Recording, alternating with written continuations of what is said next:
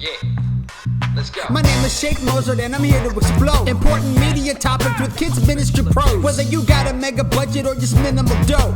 Welcome to the Kids Church Visual Show.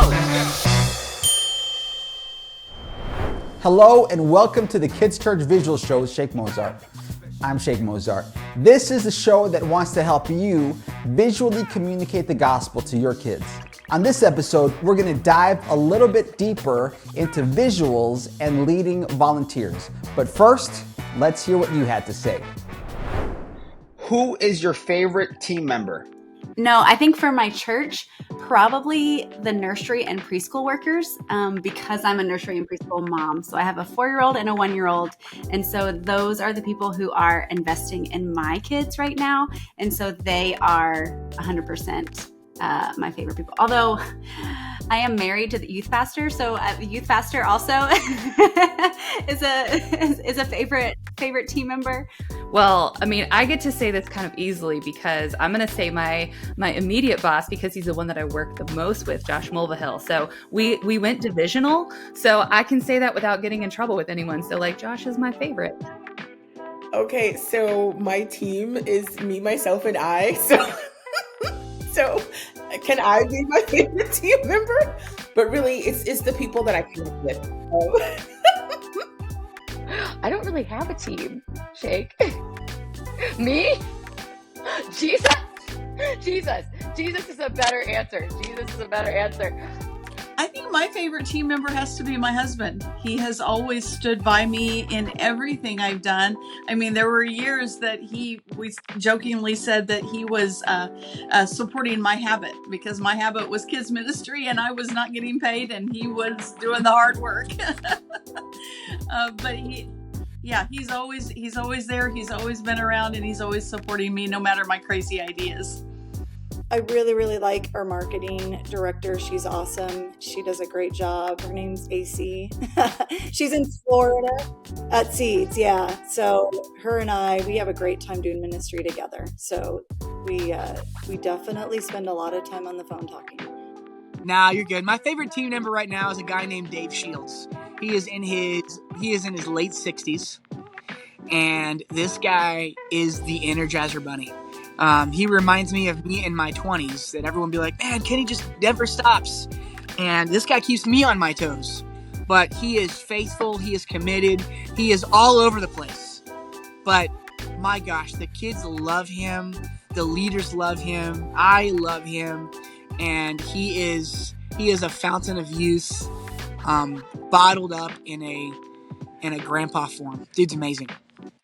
I'd say right now, my nursery preschool director, her name is Danielle Alfaro, and she just recently came on about a year ago, and I could not do it without her. She jumps in and does so many things that I didn't even know needed done, and she's helping me crush VBS and doing things that's not in her job description, and she's just a good friend, so she's definitely probably my favorite. You know what? I'm gonna go just for this is the tiebreaker. I'm gonna go with Taylor, and I'm gonna go with Taylor because we've known each other for like 25 years. So just the level of synchronization that we just have with each other it's just naturally tighter than anybody else so far. So I'll go with Taylor on that one. Actually, probably some of our youth volunteers. It's not my full-time staff, not my part-time staff. Definitely some of our youth volunteers, because they're willing to do stuff that nobody else will do. And I've really tried to teach them that you can never be the CEO until you're the janitor. And so I love that they are digging in the trenches and they're willing to clean up the goldfish off the floor, and they're willing to work the blow-up games and stand there in line on a hot, sweaty day for hours. So there's a couple of youth volunteers that they just do what they need to be done. They don't ask questions. Hello, we are back with the Kids Church Visual Show with Sheik Mozart. And of course, I'm Sheik Mozart. And with me today is the great Josh Denhart.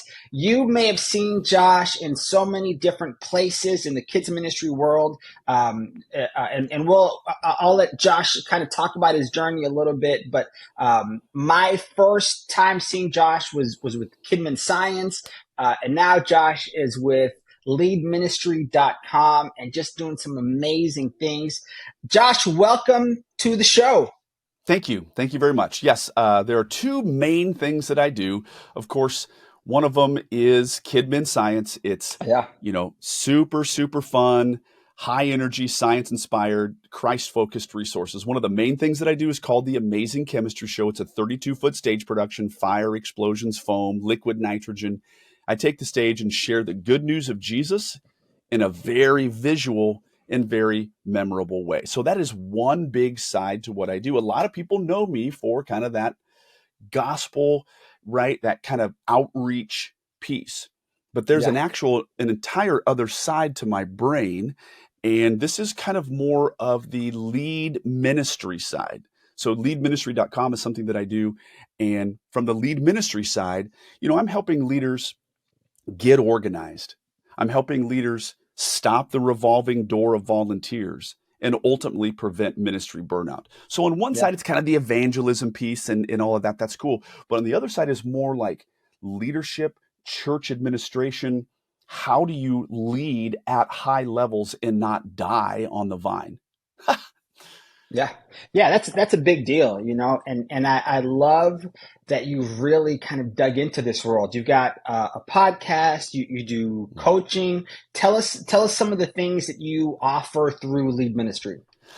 Yeah, so with Lead Ministry, at this point, I have 11 full-length courses, and we're talking like, 70 videos, 2 to 3 minute little snippets, downloadables that are really educating people how to do ministry effectively. I had one person tell me, they said, you know what? Your contribution to the body of Christ is you have the gift of administration, and you're helping others to administer the gospel in a way that has far less friction. So I do that through these courses. However, there are times that individuals, they would be like, hey, I love the courses. I'm getting a ton out of that. But can I spend time directly with you and you tell me exactly how I can up my game? And so then I do one-on-one individual coaching. Over time, of course, I only take 12 people a year. I have a very strong conviction that I'm going to be very personal with those people. And so then I have other people who are lead ministry certified coaches that take their 12 on for a year. Yeah, that's excellent. And at what point did you feel the calling to start Lead Ministry? I mean, you started with Kidmin Science. How did you get there? And then how did you get from there to Lead Ministry? Okay, that's actually an interesting question. I was sitting out on my back patio doing work at home and prepping things for big shows that I was doing around the country. But the challenge is that I was like, bro, how sustainable is it to be putting on 50,000 miles on your vehicle doing the Amazing Chemistry Show? Is that sustainable? And I could see a future where that was going to be actually rather problematic. And so at that moment, I actually invested in a course, paid quite a bit of money. And the course was called Beyond the Stage. And its premise was, okay, you've built a stage around which you're helping change the world and you're sharing great things. You have that stage. How do you go beyond the stage? And so these 7 different modules that were a part of the Beyond the Stage course that I was taking, module number 4 was create a course.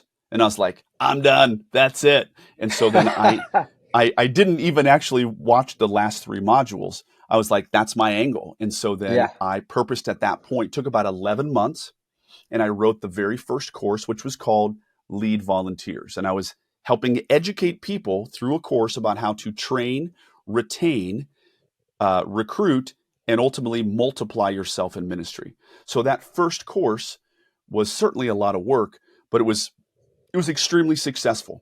And a lot of people had a lot of success. They felt as if they were out from under the strain and the pain of leading volunteers. I mean, in my opinion, volunteer leadership is the single biggest pain point for any person in ministry, period, Yeah. exclamation mark.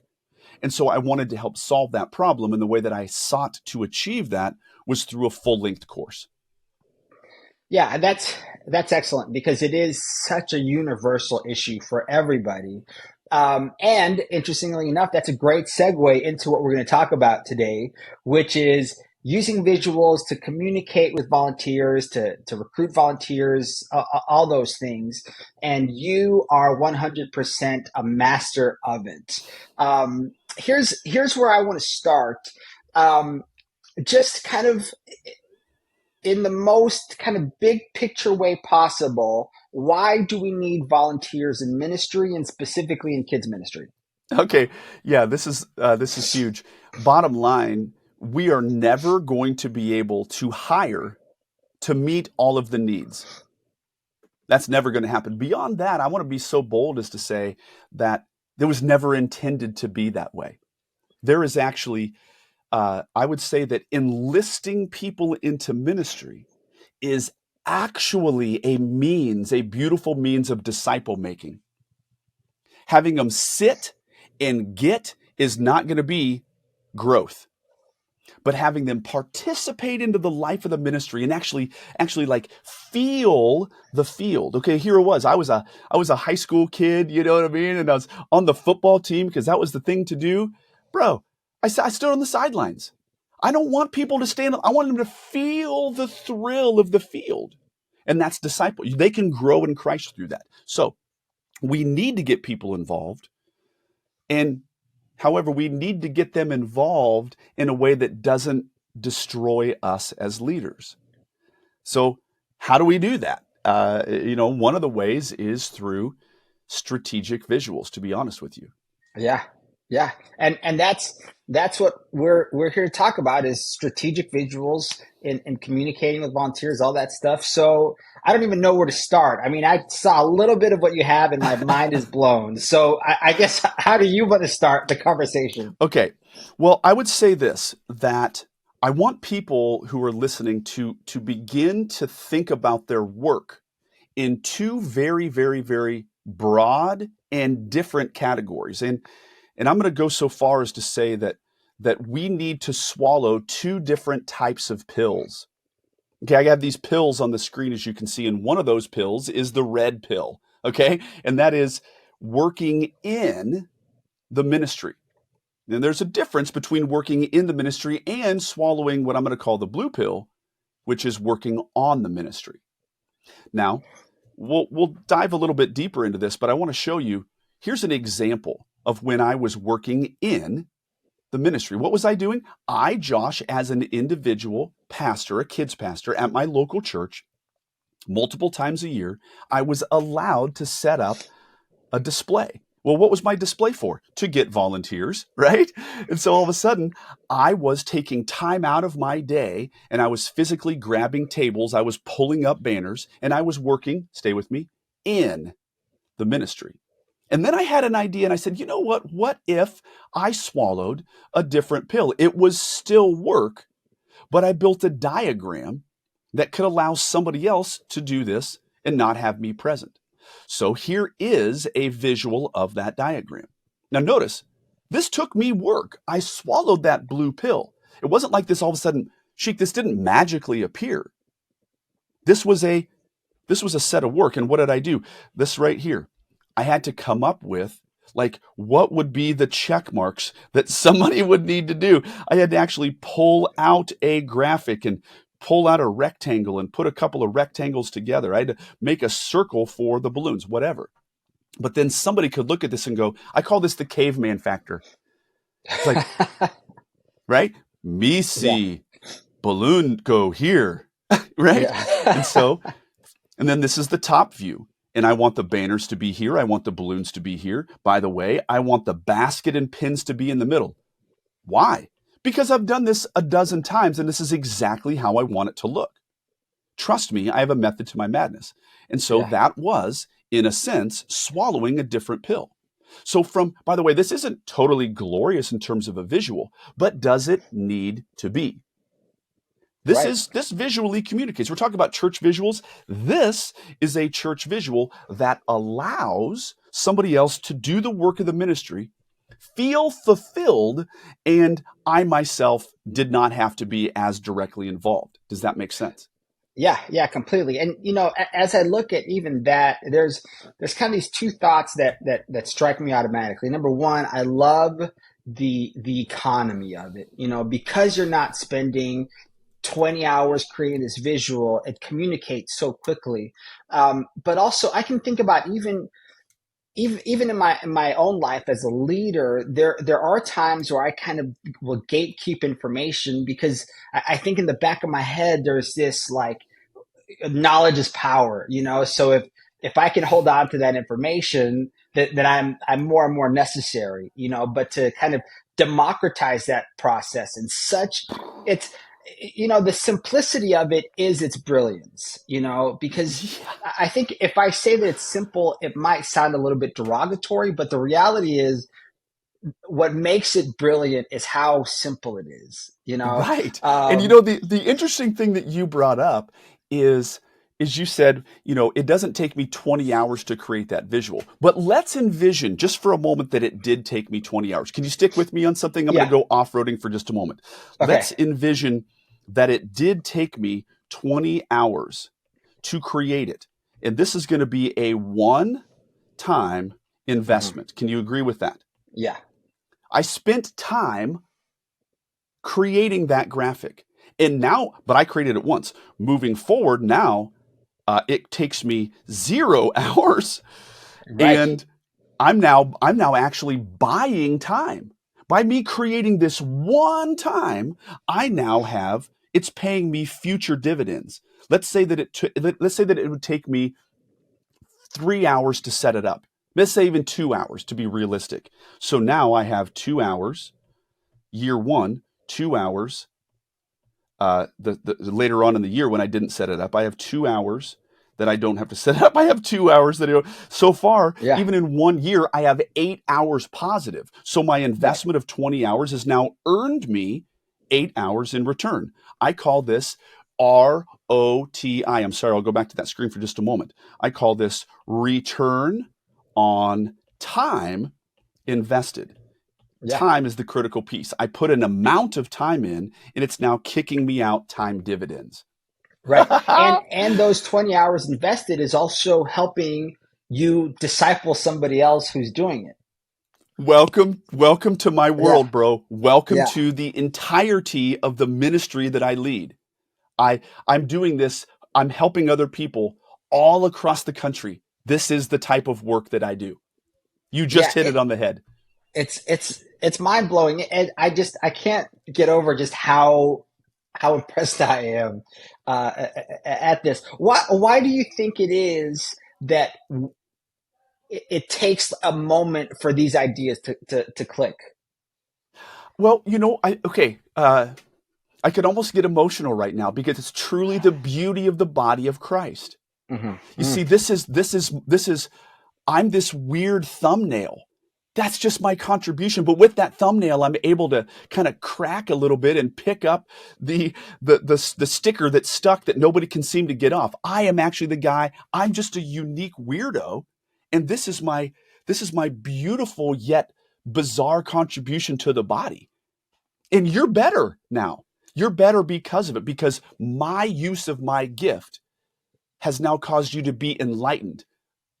My job here, I have meaning now. I have meaning in my life because of the use of my gift in inspiring you. Yeah. Wow. That's powerful. Yeah, that's great. I mean, I don't know what to say besides, show me more. Okay. I can do that. Now, what I want to do really, really quickly is I really want to take a deep dive to show that there is a reason behind this. And the reason is this. Take a look right here. This is what I would call the relative intensity side of the graph. And this is my year. Okay. And there are times, Sheik, where, right here, June. Are you kidding me? June is like, get it done in children's ministry. You're 60 hours. You're burning yourself out. Am I right? Yeah, right. Okay. Yeah, that's VBS season. That's VBS season. But what if I, in February, started obsessing on creating visuals that would actually reduce my pain point in June. So I'm swallowing a pill so that in the future it just goes easier. I'll do another example. So again, this is taken directly from some one-on-one coaching with a person. So I'm in coaching with them, Sheik. And here's what happens. I said, hey, at the end of this call, what would be a win for you? Here's what she said. She goes, you know what? I don't know whether this would be a win, but I'm just ticked off. And I said, okay, what are you ticked off about? She goes, all of these outside groups. It's the ethos of our church to bring in guests, but these guests come in, they trash the room, and I'm left cleaning it up. She goes, I'm literally burning my hours. And I said, would you like help? Now hear me out. That's not a throwaway phrase, because I want permission from her. She said, yes, help me. So here's what we created. I said, okay, great. The guest cleanup is that they wrecked it. You could continue to clean that up yourself. Or you could swallow a different pill and build a diagram with pictures for guests to clean it up themselves. Let me show you. So this is RBC room. This is another room right here. This was simply created in Canva. Not a big deal. But I'm going to zoom in so that people can see. By the way, this is just simply a byproduct of ministry coaching. Stick with me. Okay. It says right here, there is no janitor coming in to clean up after you. So please reset the room for the next group. So there's a vacuum, there's a wipe down, there's a take the trash, there's a put away, there's a reset the tables and chairs. They have a visual checklist. Watch this. Here is, please set up the room based on the pictures below. Not that hard. And by the way, if this door was left open, then you did it wrong. Right.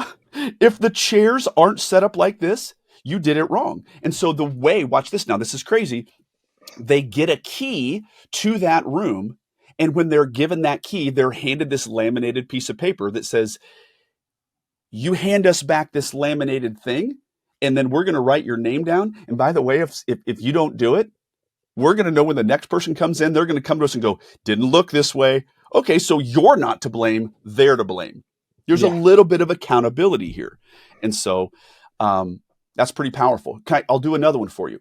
There was a gentleman, their town had this unique attribute about it. And their town had all of these parades. They had all of these festivals. And their church was like, duh, let's have a booth at every one of these things. However, it's a great idea. And so this guy was like, okay, I'll do that. Well, what he did is that he built an outreach rig, but he himself was on the hook now to go away from his family and set it up every time. I told him, swallow a different pill, bro. So he swallows a different pill, which, by the way, make sure you hear this. That took work. Yeah. It's just a different kind of work. And so he now took photos of this new outreach rig, and others could set it up. Not too hard. It looks like this, by the way. Right here in the picture is a mom and two kids. She's a single mom, and she and her two kids set this up. The kids are now involved in ministry. Make it look just like this. There's one of the kids right there. Love that.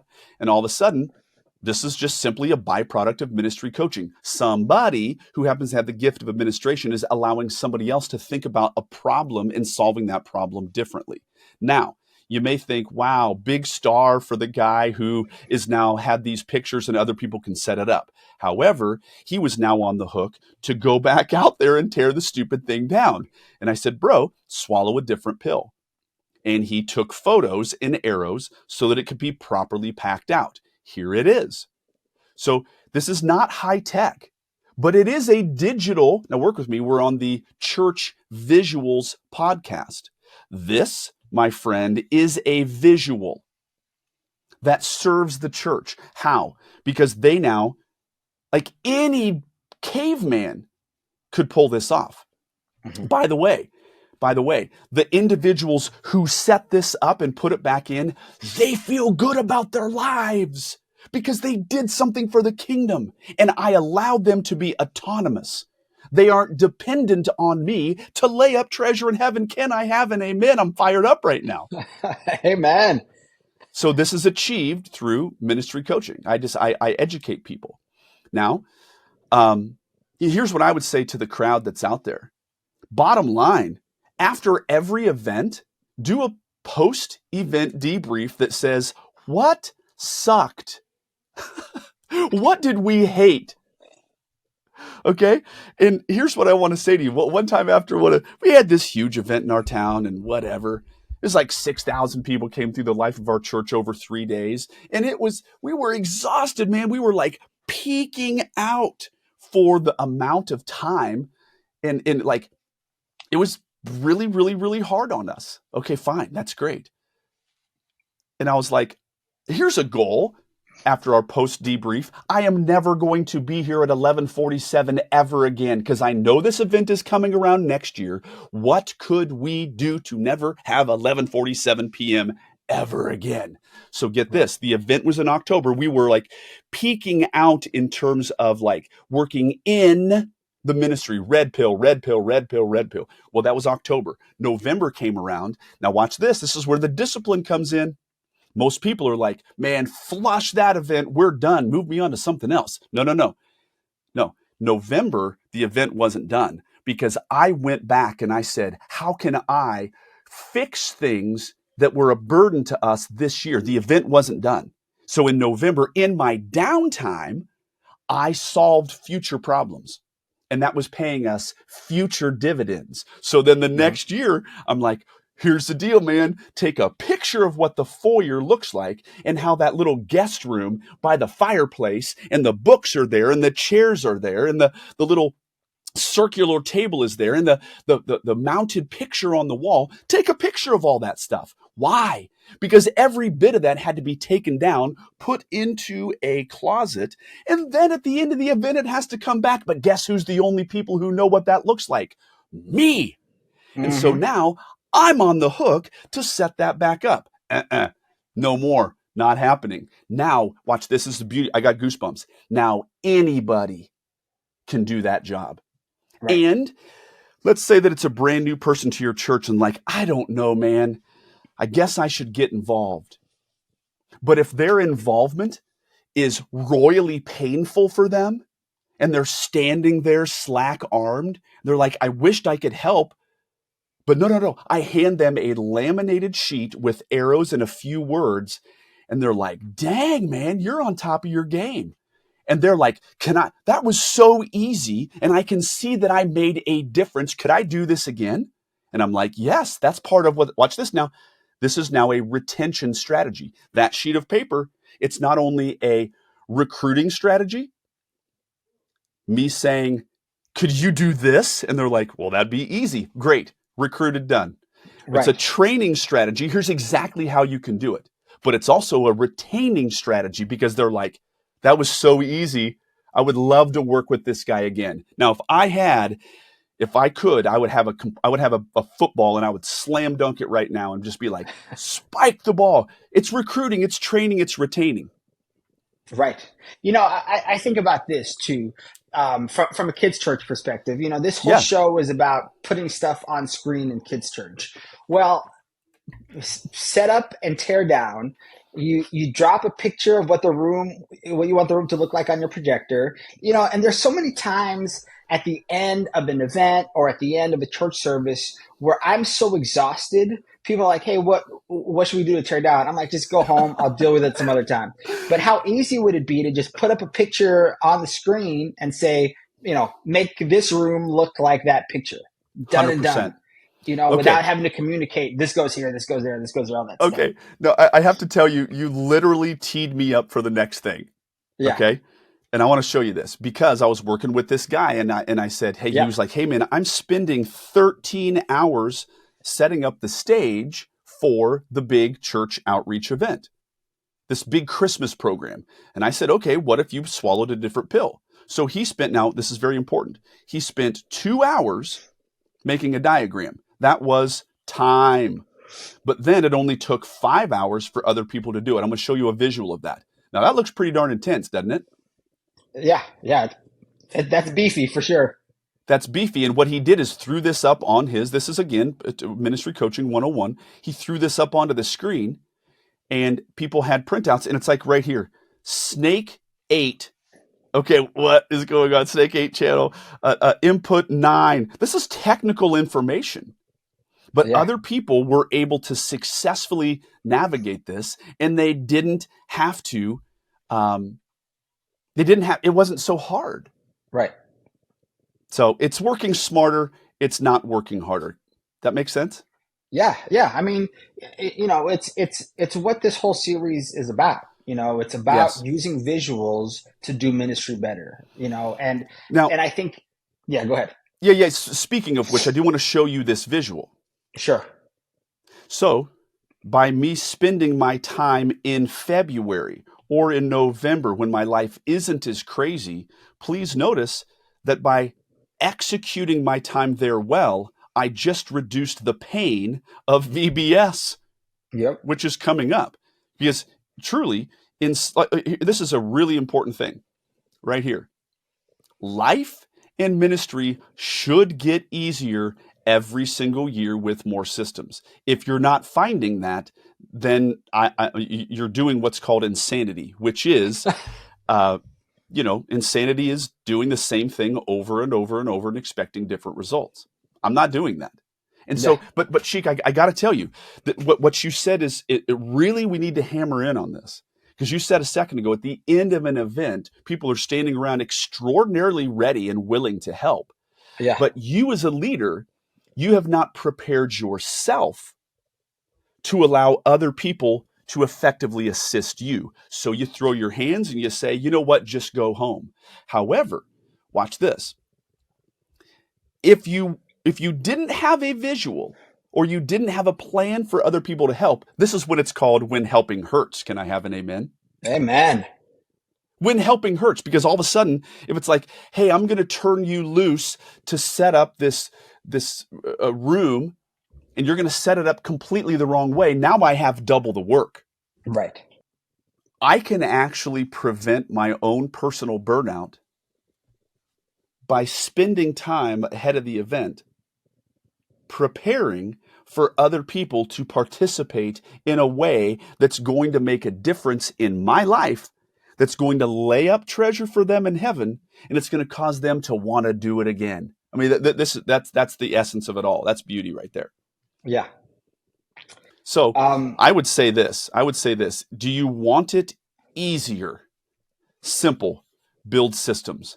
And those systems, by and large, are through visuals. We're on the Church Visuals podcast. This is what it's about. Yeah, and my mind is so blown. It's like I feel like I have to rewatch this conversation again just to be able to process all of it. But one thing that even just very practical, just some of the things that you did, the way that you used your system to communicate it's amazing. And I keep thinking too, what a great way for a kids ministry leader, a church leader to do meetings using a system like yours. So tell us a little bit, if you don't mind, about the system that you're using. You mean like this system right here, this digital system? Yeah. Sure. Or the software that you're using, because just such a brilliant way to communicate. Yeah. So in a sense, what you're saying is, Josh, this has been a great conversation. However, the conversation was enhanced because of the visuals that I was using digitally today. Right. Yeah. So it's like what you're showing us is mind blowing, but then even the way that you're showing it is mind blowing. So it's like it's mind blowing inception. Yeah. It's like when it's 2 layers deep, right? On Inception. Right. Remember that? It's a dream within a dream. Yeah, exactly. Oh man, you're such a great guy, man. You make me feel very special about myself. Okay, well, I have to say it's the hole goes pretty deep here, but this is my home studio, which you can see right here on from a visual standpoint. I'm using a program called Ecamm Live, ECAMM. Ecamm Live. And I've got a lot of things going on here, and I'll try to do my best to showcase them. So right here, that is my laptop. I'm using PowerPoint to bring that in to this presentation software. I have camera 2, I have camera 1. I have this little push button thing called a stream deck that I'm literally pushing a button to change the screen. Okay. I'm going to clear that out. I have my iPad right there that I'm literally drawing on, and it's now throwing it up as an overlay on the screen. So I'm going to push a button. Here it goes. Here goes my finger. And now I'm at this screen. And now I'm able to draw a graph for my people and go, hey, here's the deal. We've been setting points right here. And you know what, gang? We're losing. What we need to do is we need to set a whole bunch of lines over here so that we can slowly start to move the graph towards this or whatever. So there's all kinds of these opportunities for visuals. Early on, I did this, something very simple, but rather than me saying that I'm a part of the Amazing Chemistry Show, I can actually throw up a visual because I think that it's very important. Also, I could go over here and I could have a different camera with a more emotive angle. This is like my storytelling camera where I'm like literally coming close to you and I'm telling you my heart about something. And by simply changing the camera, I'm changing the emotion and the tone of this thing. Even to the point where I can do something kind of funny in a way and I can go, gang, you know what?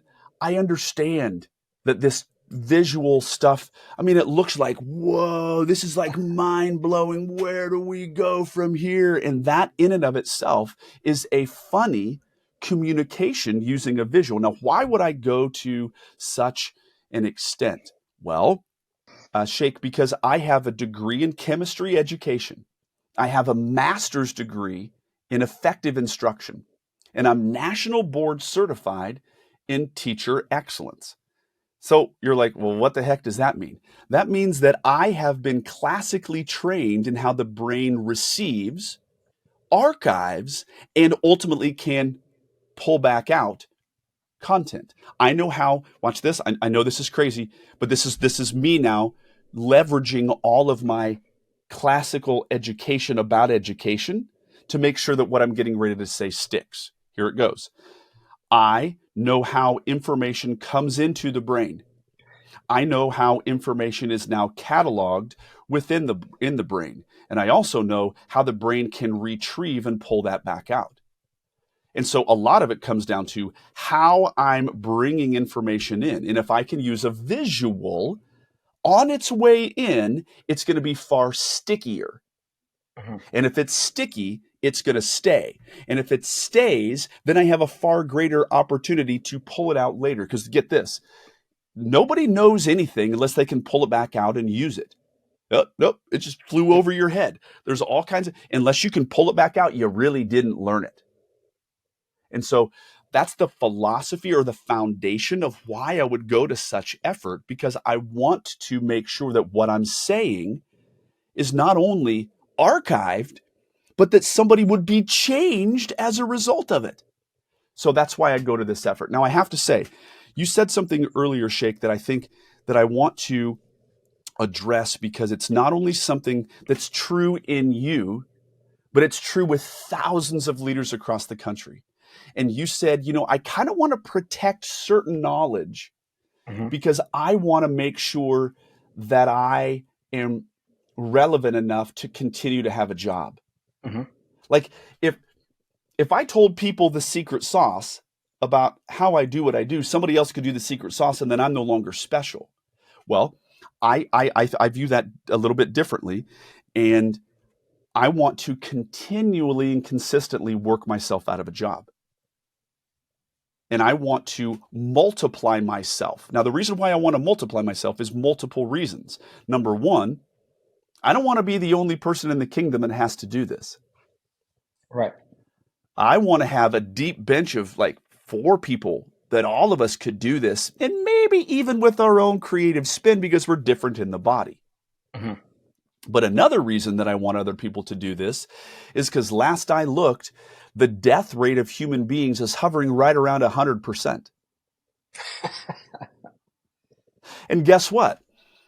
Do you realize that the effort that I make right now to develop into others. And if I can get them to be developers of others themselves, who knows, I may be dead and still laying up treasure in heaven. Can I have an amen? Oh, amen. Because of the investment that I made in this person, and I made it so easy and so replicatable for them to replicate it to somebody else, I believe that I'm part of the chain of events that's going to be rewarded. But set aside reward. The kingdom is better. That's the goal anyway. Forget reward. That just happens to be an ancillary benefit because God knows that we're motivated that way. But for me, it's about duplicating myself in the ministry. Oh, by the way, watch this. Why do I want to duplicate myself? Now, what I'm getting ready to share to you, with you, I'd never even considered until right now. Here it is. So here I was. We had this 6,000 person event. And it was abusive, dude. It was so hard, you know what I mean? Yeah. But yeah, over for the sure. years, knowing that this event was going to be coming back up, we started to build infrastructure and we started to build systems. And it got significantly easier because other people were able to pull these things off and their lives weren't trashed. And so get this. Now, my senior pastor had a very hard time understanding this because he was like, well, it doesn't look like you're doing your job anymore, because all of these things are kind of just happening on their own. Well, first of all, that's the highest praise I could possibly get. Yeah, right. Now, watch this.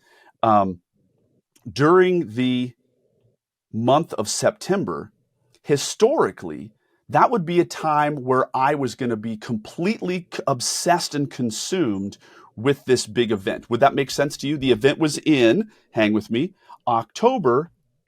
Well, therefore, my September was like trashed. Okay. Yeah. But over the years, I had set up this system in such a way that during the month of September, what did I do? I asked the church for $5,000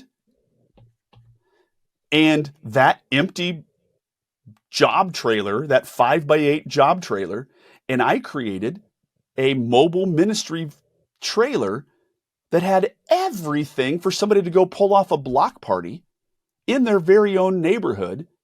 And it was totally tricked out. It was completely self-serving. It had pictures for where everything went back in. It had instructions for everything. And so then mobile ministry was able to take place. When did I build that?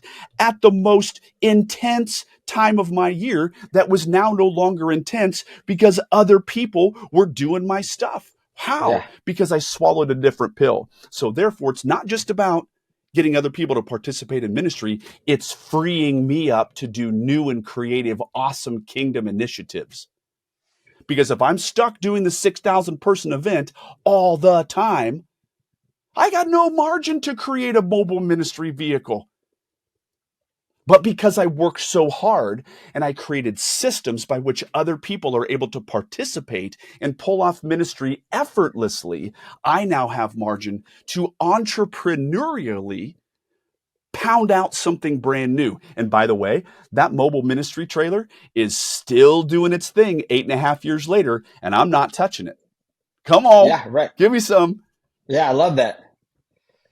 Josh, my mind is blown. I mean, I'm just like completely floored at just your level of wisdom and expertise and just the practical solutions to these constant sources of headache in ministry, Right? So, just to kind of start winding down, tell us a little bit about where folks can find you. My guess is folks are going to want to ask a lot more questions and get to know you a lot more. So how do they do that? Okay, couple quick things. Number one, it would be leadministry.com. That is going to be the clearinghouse of all 11 full-length courses. That's going to be where ministry coaching could get started or inquiries about that. Another easy place is the Lead Ministry podcast. Very straightforward, very simple. It's visual just like this. It's on YouTube. It's also on, all of your favorite podcasting places. And so I would say leadministry.com would be a great place to start. I love this stuff. I mean, as you can see, it really brings me deep amounts of joy. Like, I feel so fulfilled in the kingdom by using my super bizarre and unique gifts to get other people to not experience burnout. That's my main goal, Yeah. right? And I think, and I got to tell you, there are three things that drive me. Number one, get organized. ORGANIZED. Yeah, Get there you organized. One thing I could do is learn how to have better penmanship. Could I do that? go. So Get iPad organized. penmanship. Yeah, iPad penmanship. Get organized. Stop the revolving door of volunteers. Volunteer dropout. If I can get people to stay longer, I'm going to be better. And my Yeah. ultimate goal is to stop burnout. If you are organized and you know a way to stop volunteers from exiting, burnout is far, far, far less. And I got to be honest with you, like, where are some of our greatest ideas? They come from our very own pain and our very own, Yeah. like, it's like, I didn't just create this because I thought it was a good idea. I was being smashed in ministry. And I was like, there's no hope for me to live this way. And so I thought, how am I going to dig myself out of this seemingly unhealthy situation that I've been placed in? And so God, through his mercy and through the gifting that he's given me and a heck of a lot of work, I pumped out a lot of ways that we as a church and our area specifically was no longer being destroyed. And then the funny thing is I thought, well, dang, I think this is probably transferable to other people. Therein lies the birth of leadministry.com. Yeah. And, I think it can't be overstated just how much you as a leader create the culture that surrounds you. And if you're burned out, then everybody's burned out, Oh, and burnout has a way of, and you talked about the getting organized, keeping your volunteers, not burning out. Burnout is is a symptom of disorganization, but then burnout causes disorganization. So it's this complete downward spiral that you're creating, and it affects everything. brother, what you just said is so profound, and I really need to explore that because they all self-feed the other. Yeah, If right. you're organized, you're going to be less burned out. But if you're not organized, it's going to be a chaos, which causes you to burn out, which causes you to not be, you're so tired, you can't. Yeah. Okay, so watch this.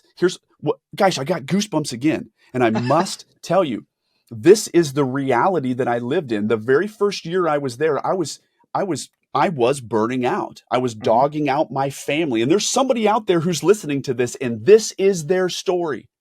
Yeah. And I had to do the following. I had to go, okay, I have my 100% of work to keep this thing on the rails. Well, that amount of work was about 70 hours a week. That's unsustainable. And so I had to go, okay, how am I going to fix this? Well, one way that I'm going to fix this is that I'm going to have to commit to the following, because this 100% of effort had to keep going. Sunday is always coming. And I had to commit to an additional 25% effort for a season. Now, I cannot do, somebody's like, dude, I can't do 125. Okay, I can't either. But I chose to do 125 for a period of time until some systems were built. And then I was able to drop the 25%, and then systems were now running the ministry, and I could operate at a normal 100%, if that makes any sense to you. Yeah, totally. Yeah, you gotta throw in extra. Yeah, right. Yeah. And then you're spreading the work around. I remember having this thought early at my time at a church years ago, where I kind of thought to myself, if I'm not thinking about this ministry, if I'm not doing the work of this ministry, then there's nobody else in the world who's thinking about it or working on it. And that was this terrifying thought. And until you kind of grasp some of those things that you're talking about, and you're you're adding people into that journey, that 100 or 125% Is all only on you. you. Yeah. Yeah, that sounds like a terrible idea. Yeah, right. Now, we're not going to go down this road, and I want to honor the guests who are listening to this. But this is the story throughout Scripture. This was Moses' journey. He was the only one who Right. could ever judge and interpret the law until his father, Jethro, whose name means wisdom, came hopping in and said, Moses, what you were doing is not good. Yeah. And he said, do this, get tens and 50s and hundreds and divide the load. It's called biblical delegation. And so that's what we're talking about. Now you're getting into my entire philosophy of ministry multiplication. So by the way, as we land the plane, the interesting thing about ministry multiplication is I heavily lean into church visuals to be able to multiply my ministry. Yeah, well, we need to have a part 2 of this conversation. So maybe that's the next thing we talk about, on the next run, because there's still so many questions that I have and so many things I want to talk about. But Josh, thank you so much for taking the time to join us, to blow our minds. Amazing. Very Thank grateful. you so much. And I have to tell you, I'm walking away from this conversation deeply inspired and have more energy leaving this conversation that I came in with. So that's awesome. Yeah. Wow. Cool. Very cool. Well, thank you for joining us on this episode of the Kids Church Visual Show with Sheik Mozart. I'm Sheik Mozart. And one more time, give it up for today's guest, Mr. Josh Denhart. Well, thank you very much. This was super fun. Had a great time. Thank you for joining us on the Kids Church Visual Show with Sheik Mozart. I'm Sheik Mozart, and I want you to know that your Kids Church visuals matter. This has been a podcast presentation of Church Visuals, executive produced by Carl Barnhill, hosted by Sheik Mozart, edited by Brett McLemore, title and show graphics by Jason Merrick. For more training to help you communicate the gospel to your children's ministry, visit churchvisuals.com.